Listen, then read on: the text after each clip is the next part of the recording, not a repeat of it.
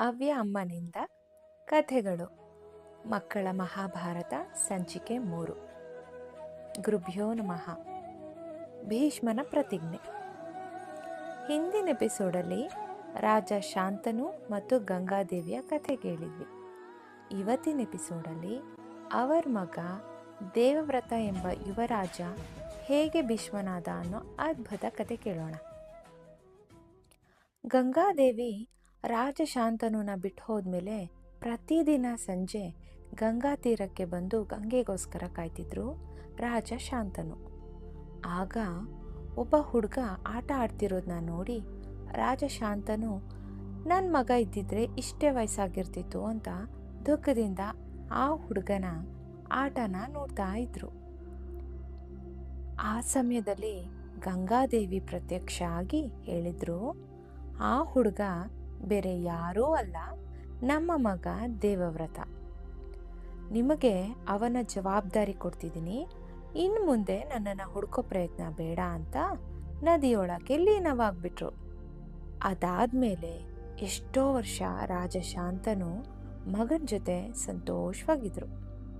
ಹೀಗೆ ಒಂದಿನ ಗಂಗಾ ನದಿ ತೀರದಲ್ಲಿ ಒಂದು ದೋಣಿ ನಡೆಸ್ತಿರೋ ಯುವತಿನ ನೋಡಿ ರಾಜ ಶಾಂತನುಗೆ ಆಕೆ ಮೇಲೆ ಪ್ರೀತಿ ಆಯಿತು.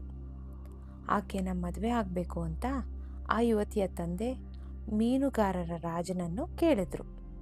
ಆದರೆ ಆ ಮೀನುಗಾರರ ರಾಜ ನನ್ನ ಮಗಳು ಸತ್ಯವತಿಯ ಮಕ್ಕಳನ್ನು ರಾಜನನ್ನಾಗಿ ಮಾಡೋದಾದರೆ ಮಾತ್ರ ಮದುವೆಗೆ ಒಪ್ಕೋತೀನಿ ಅಂತ ಹೇಳಿದ್ರು. ಅದಕ್ಕೆ ರಾಜ ಶಾಂತನು, ನನ್ನ ಮಗ ದೇವವ್ರತನೇ ಮುಂದಿನ ರಾಜಕುಮಾರ, ಹಾಗಾಗಿ ನಾನು ಈ ಷರತ್ತಿಗೆ ಒಪ್ಪಿಗೆ ಕೊಡೋದಿಲ್ಲ ಅಂತ ಹೇಳಿ ವಾಪಸ್ಸಾದರು. ಆದರೆ ರಾಜ ಶಾಂತನಿಗೆ ಸತ್ಯವತಿನ ಮರೆಯೋಕ್ಕೆ ತುಂಬ ಕಷ್ಟ ಆಯಿತು. ಇದನ್ನು ದೇವವ್ರತ ಗಮನಿಸಿ ತಂದೆ ಹತ್ರ ಕೇಳಿದ್ರು, ನೀವು ಯಾಕೆ ದುಃಖದಲ್ಲಿದ್ದೀರಾ, ನಿಮ್ಮ ಕಷ್ಟ ಏನು ಅಂತ. ಆಗ ರಾಜ ಶಾಂತನು ಸತ್ಯವತಿ ಬಗ್ಗೆ ಹೇಳಿದ್ರು. ಇದನ್ನು ಕೇಳಿ ದೇವವ್ರತ ಸತ್ಯವತಿ ತಂದೆ ಹತ್ರ ಹೋಗಿ ಅವರ ಷರತ್ತನ್ನು ಒಪ್ಕೊಂಡ್ರು.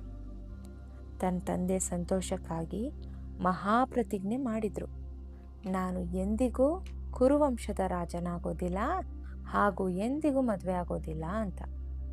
ಈ ಮಹಾಪ್ರತಿಜ್ಞೆನ ಭೀಷ್ಮ ಪ್ರತಿಜ್ಞೆ ಅಂತಾರೆ. ಈ ಸಂದರ್ಭದಲ್ಲಿ ದೇವಾದಿ ದೇವತೆಗಳು ಅವನ ತ್ಯಾಗದಿಂದ ಸಂತೋಷಪಟ್ಟು ಈ ಕ್ಷಣದಿಂದ ನೀನು ಭೀಷ್ಮ ಅನ್ನೋ ಹೆಸರಿಂದ ಪ್ರಸಿದ್ಧನಾಗು ಅಂತ ಹೇಳಿ ಆಶೀರ್ವಾದ ಮಾಡಿದರು.